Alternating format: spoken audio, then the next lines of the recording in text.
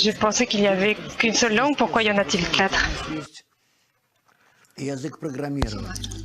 Qu'est-ce qu'une langue? Regarde, disons qu'on a un programme dans une langue, on a un ordinateur. Qu'est-ce que ça veut dire qu'il y a un ordinateur? Tu as un rassemblement d'éléments dans la mémoire et on veut les connecter et les faire tourner dans une certaine connexion. Ça, c'est une langue, un langage.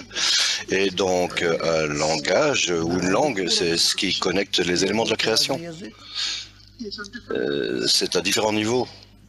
Et à chaque niveau, on a besoin d'un langage différent. Lorsque j'étais à l'université, nous avons appris des langues qui aujourd'hui, personne n'en a entendu parler. Elles ont été oubliées. Les langues d'aujourd'hui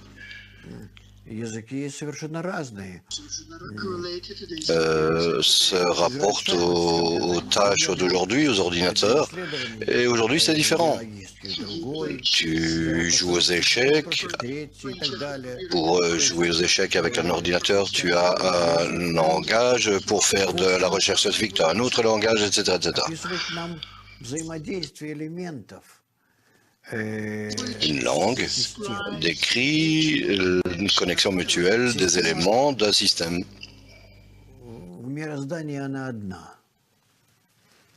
Ce système de la création est unique, mais il a 4 degrés. Les premiers, deuxième, troisième et quatrième degrés, c'est comme ça qu'on les appelle. À chaque degré, à chaque niveau, on a sa propre langage. Et bien que tout se passe à chaque niveau, cela est semblable à ce qui se passe à d'autres niveaux. Mais c'est de différentes manières, avec une substance différente. Bien que les lois soient similaires. À tous les niveaux, on a les mêmes lois. Mais lorsque ces lois se revêtent dans le minéral, le végétal ou l'animal ou dans une substance humaine, elles apparaissent complètement différentes. Et bien sûr, le langage ou la langue qui les décrit change de manière significative. Imagine la connexion. Alors la communication mutuelle entre les parties minérales de la création, disons, il y a toutes les galaxies au niveau de l'univers. Mais en fait, cela représente une grande masse, une masse immense, mais la quantité est vraiment la qualité est vraiment très basique. Mais si, disons, on parle du niveau humain, de la société humaine, ça n'est rien en termes de quantité par rapport aux étoiles, aux planètes et tout l'univers. Mais la qualité est bien supérieure. Donc, la langue qui décrit leur connexion, leur comportement est différente. Donc, nous avons 4 langues qui décrivent la bonne connexion dans la nature. Mais la chose intéressante à propos de la sagesse de la Kabbale, c'est que toutes ces 4 langues, tu peux les utiliser pour décrire chaque niveau du supérieur ou à l'inférieur. Nous utilisons ces 4 langues pour décrire de manière générale toute la nature à chaque niveau, à tous ces niveaux. Et nous faisons cela d'une manière intermédiaire. C'est très intéressant parce que dans nos programmes, dans les programmes de nos ordinateurs, c'est impossible.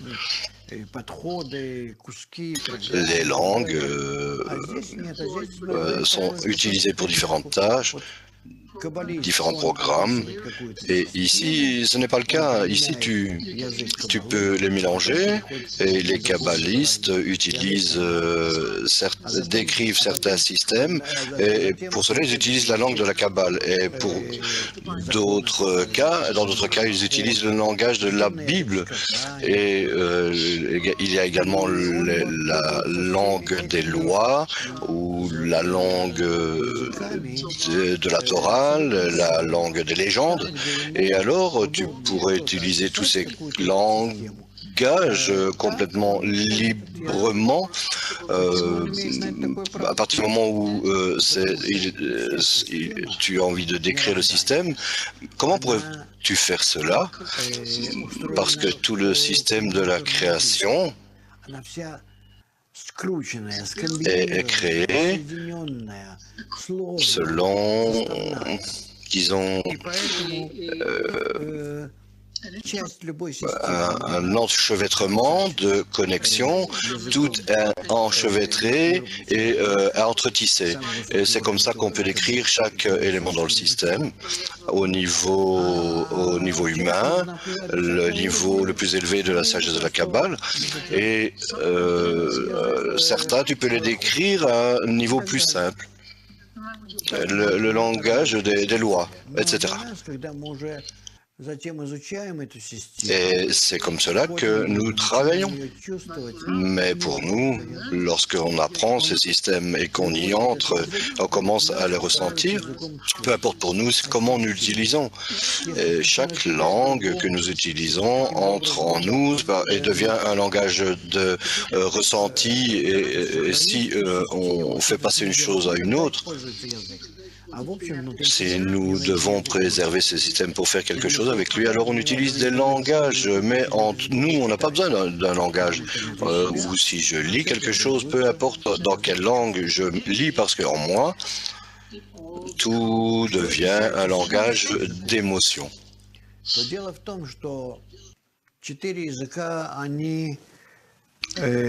Et concernant ces 70 langues, la fait est que les 4 langues généralement décrivent tout le système, mais en dehors de cela, il y a 70 langues supplémentaires, et c'est à cause que le corps, c'est parce que le corps de tous ces phénomènes spirituels, de ces objets, de cette création, a 70 parties, elle contient 10 sphirotes, pardon, et chacune est composée de 7 autres séphirotes. 7 fois 10 égale 70. Donc si nous voulons décrire quelque chose qui symbolise un de ces sous-systèmes, alors peut-être nous devons utiliser un langage très spécifique.